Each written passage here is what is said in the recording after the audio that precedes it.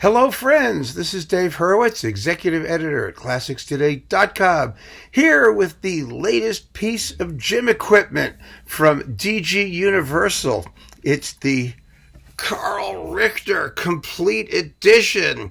Look at this sucker. I've given a lot of thought into how you integrate this into your daily workout. It's not going to be easy because this is one of those sets that, as you can see, it lifts up from the top like this. So you can't really use it for squats or for normal upper body work because this thing's going to slide out and it's going to fall all over the place, and it's got 100 CDs. However, if you're doing an aerobic workout, this is the perfect step exercise. You just put it on the floor and stomp on it all you like. If you stomp on it enough, it gradually gets easier because it's going to get lower and lower and lower as you crush it down. I can't think of a better way to begin your morning than with a lovely aerobic step exercise courtesy of Karl Richter. But some of you may be interested, I have no idea why, in more than just its use as a piece of gym equipment. Some of you may actually have an interest in what's inside the box. I mean, chacun a son goût. I mean, if that's what turns you on, all right, let's go through it and see what you get. It's a lot. It's 97 CDs, right? Yeah, 97 CDs and 3 Blu-ray things containing like all of the major Bach choral works and an entire liturgical year's worth of cantatas. So you can have all of your penitence and misery on 2 Blu-ray discs. And if you're going to be penitential and miserable, they make it as convenient as possible. There's no question about it. And of course, you have to invest in Blu-ray equipment, and you're going to have to spend some serious money so that you can be penitential and miserable. But why not? I really wish I had permission to use some of these sound clips in my Bach cantata schlep, because the Bach cantata performances really are, some of them are just marvelous. I mean, they're absolutely marvelous. Never has misery and penitence been more affectingly expressed. I can say that very, very, very, very wholeheartedly. But anyway, so you take the lid off. Here we go. And the lid comes off, and you get this piece of styrofoam. Now, you got to be careful with this styrofoam stuff. I'm serious, because it decays over time.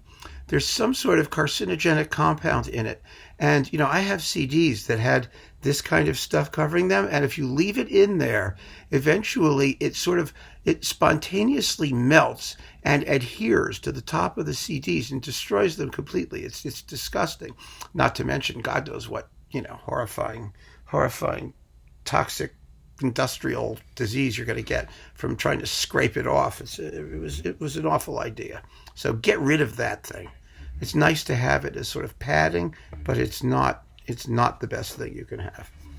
Now, you get this enormous booklet, which contains, an index to all the stuff, and we're going to go through it. We're going to go through the whole edition. Oh, you're going to love it. And actually, we can skip large chunks of it. And then within the box, here they all are, all 97 CDs artfully arranged. And actually, this is a very sturdy and stable configuration because they will survive you doing your step exercises very, very nicely. I've tried a couple of them, and I'm not a light guy, and they work very well. However, there is another piece of that styrofoam substance over here on this edge, and at some point, if you listen to this frequently, you may want to remove it so that you don't have, actually there's several pieces of that styrofoam stuff. There's some here, there's this spongy stuff, because you don't want it to decay, thus ruining your gym equipment and possibly some of your listening experience as well. So we'll put that away. There we go. Now let's look at what we get. Oh my goodness. Let's talk about Richter for a minute in general. Richter was he ran the Munich Bach people, and this was his complete recordings on Archive Production and Deutsche Grammophon.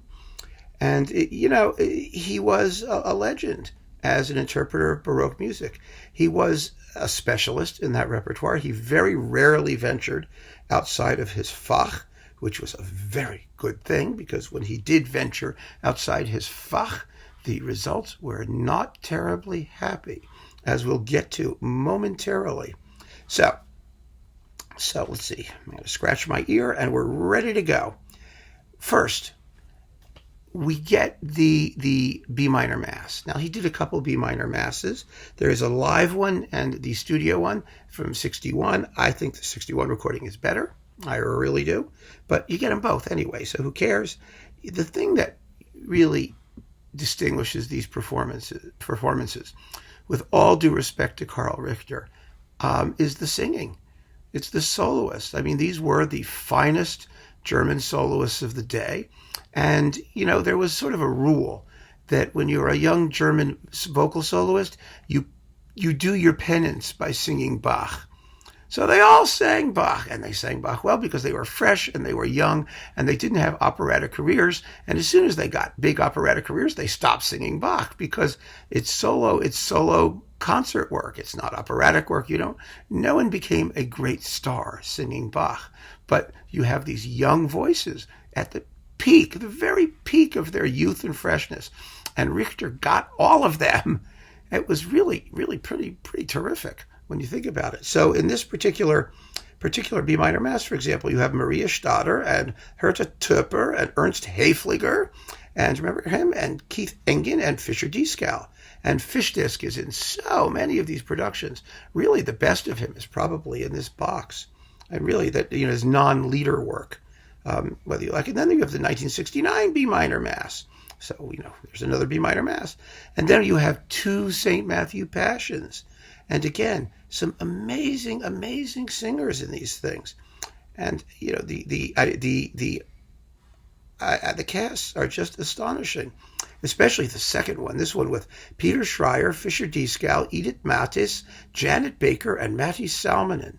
I mean, where do you get a better St. Matthew Passion cast? And then you get the St. John Passion with Evelyn Lear and Ernst Häfliger and Hermann Prey, and that's absolutely wonderful. And Hedvig Bilgram. Oh yes, Hedvig Bilgram. Let's pause for a minute and consider Hedvig Bilgram. Hedvig Bilgram plays the continuo or the organ in almost all of these productions.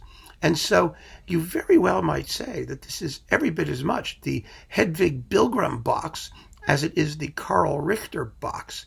And I think we should all form a Hedvig Bilgram Society to start promoting the amazing continuo work of Hedvig Bilgram, because boy, was she busy.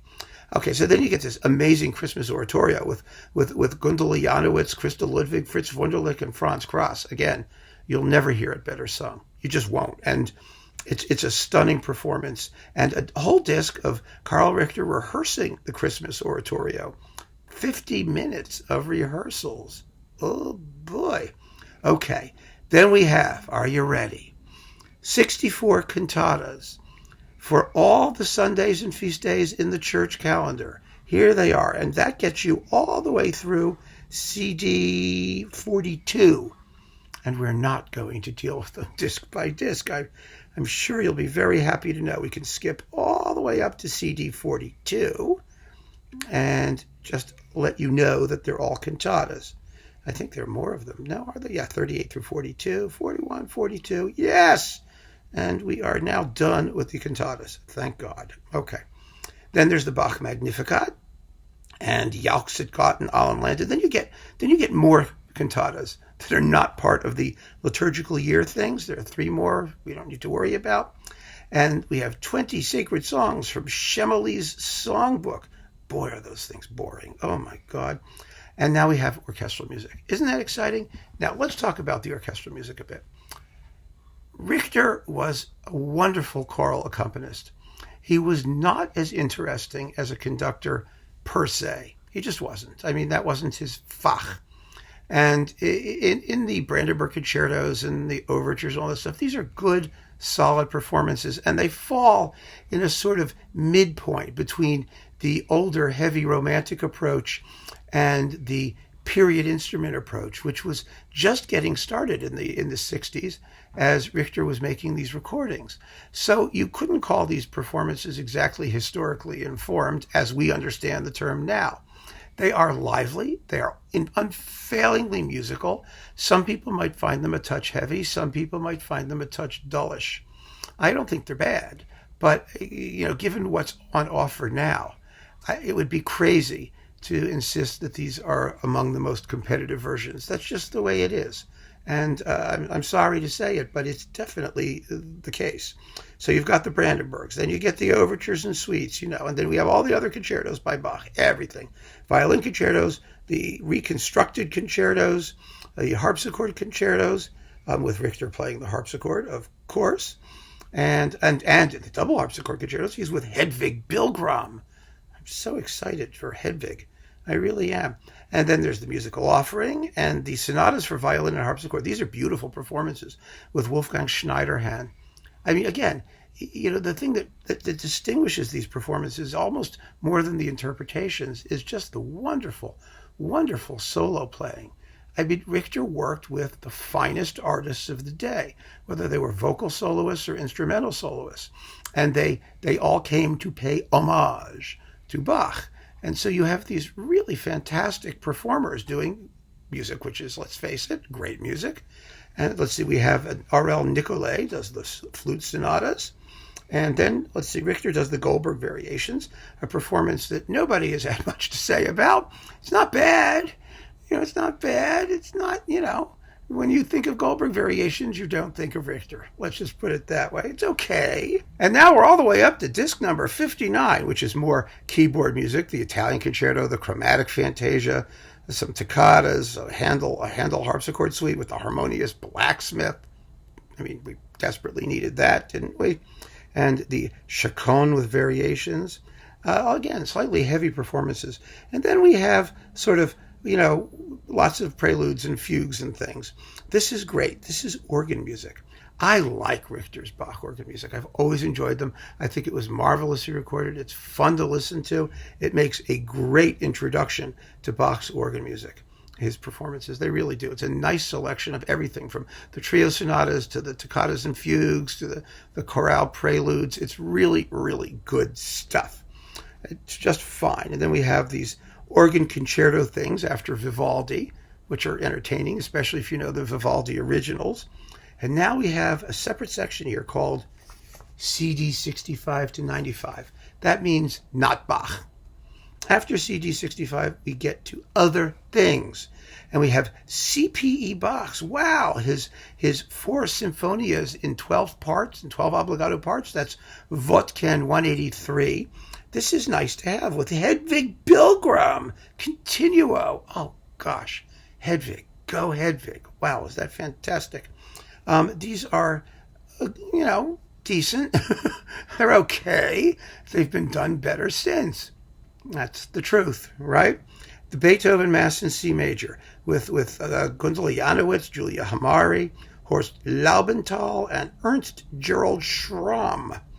I don't think anybody's going to write home about this performance. Then we have Gluck's Orfeo ed Euridice. Now, this claims to be the original version from Vienna in 1862, except that in place of the castrato Orfeo, we have Fischdisk. Yes, Dietrich Fischer-Dieskau singing Orfeo. So that, rules the entire production out of court for those who are interested in authenticity, because they hadn't figured out what to do with castrato parts when these recordings were made, a problem which will recur, as you will see in a moment. But as the rest of the cast, Gundel Janowitz, Edda Moser, and Fischer-Dieskau, I mean, how can you not like that? So again, as I said, this is not really a performance for the authenticity of it. It's not even a performance for Richter. He keeps it moving. It's a performance for the singers. You go for the singers. Then we've got the 2 Handel Messiahs, the first in German and the second in English. And some of you, when I did my Messiah thing, mentioned Richter and how much you enjoy the Richter. I don't think he's in my list of favorite Messiahs at all anymore. Again, good performances, perfectly well done. What are you going to say about the conducting? Not much. If you like the singers, you're in business. I mean, the English Messiah has, let's see, Helen Donat, Anna Reynolds, Stuart Burroughs, and Donald McIntyre. And it's with the London Philharmonic and the John Aldous Choir. So, that's what you go for. And Richter, I hate to say it, is kind of along for the ride. He might resent that. But then we have Handel's Samson with Alexander Young, Martina Arroyo. What a great Delilah. Anything Martina Arroyo did, I like to listen to. She had one of the great voices of the century and didn't make that many recordings. Norma Proctor is Micah. Thomas Stewart is Minoa. Ezio Flagello is Harafa. How's that for your resume? Ezio Flagello sang Harafa in Richter's Handel Samson. And Helen Donat and Sheila Armstrong and all kinds of fun people. Sheila Armstrong gets to be Israelitish woman, Philistine woman, and virgin. That sounds exciting too, doesn't it? And let's see, who else is in here? Oh, everybody. So there's Handel stuff, and that goes on forever because that's a very long oratorio. And then we get Giulio Cesare in Egitto, the whole bloody thing. Again, you have a tremendous cast. I mean, Peter Schreier, Tatiana Troyanos as Cleopatra, another fabulous singer whose every outing is worth hearing. But Giulio Cesare, the fabulous castrato, is Dietrich Fischer-Dieskau again. That's why I said, you might want to call this the early Dietrich Fischer-Dieskau collection. Between that and Hedwig Bilgram, maybe those are really the stars of the show. It wouldn't surprise me. So you've got 4 discs of that. And then you have, let's see, Ernst Haefliger sings a bunch of Handel arias that are pretty good. And let's see, Heinrich Schütz, the Musikalische Exequien. That's nice and depressing. And a disc of Handel overtures. This is fun with Hedwig Bilgram, harpsichord. Good for her. And the London Philharmonic, they imported her to play the continuo in these Handel overtures. I like this disc. I really do. Because it's stuff that you're not going to find everywhere. You've got Alcina Dei Damia. That was, Handel's last opera. Agrippina, Radamisto, Rinaldo, Jephthah, Rodelinda, Belshazzar, and Susanna. In the day, that was quite a selection of rarities. And they're still wonderful to have. All of Handel's overtures are the same. Formally, basically, they're all French overtures. You have the march thing, then the fugal middle section, and then the march thing comes back at the end. But they're wonderful, wonderful pieces. Nice pieces of orchestral music, especially if you don't think Handel wrote enough orchestral music. Get a disc of overtures. You only need to get another 99 discs of stuff to get that disc of Handel overtures. Then we've got Handel concertos and the fireworks music with Hedwig Bilgram, harpsichord. Yay! And the English Chamber Orchestra. And, again, there's been so much Handel. This has been done so often now. I mean, are Richter's performances special? Distinctive in any particular way? Well, not really. But maybe Hedwig Bilgram's continuo playing is. You never know. Okay, then we get all of Handel's Concerti Grossi. We get Opus 3, and then we get Opus 6, and you get Opus 6 twice. Yes, you get Opus 6 twice. The second time, there's also a disc of here of Telemann concertos and other things in the middle. But this is really funny. I mean, you get, the sonatas for flute and basso continuo with Hans Martin Linde, who's wonderful, by the way, and Johannes Koch and on viola da gamba. But the second collection of the Opus 6 Concerti Grossi is with the Bamberg Symphony and Fritz Lehmann, and Karl Richter is simply the continuo player. This was recorded in the 50s, and it is German Handel Baroque playing from the 50s. It's heavy, it's thick, it's not what anybody would consider to be idiomatic today, particularly, but Karl Richter does play the harpsichord, so they included it, all of which goes to prove that I was absolutely right to emphasize Hedwig Bilgram, because if you can put in this Concerti Grossi Opus 6 because Richter is playing the continuo, which nobody cares about, then you have to give Hedwig Bilgram credit for doing the continuo and all of the rest of this series, or most of the rest of it. Then we have 2 Haydn symphonies with the Berlin Phil, The Surprise and the Clock. Ugh. This is what happened when Richter went outside his Fach. Not good. Not good at all. I'm telling you, that's dire. It's miserable. Then let's see. We have some excerpts of things.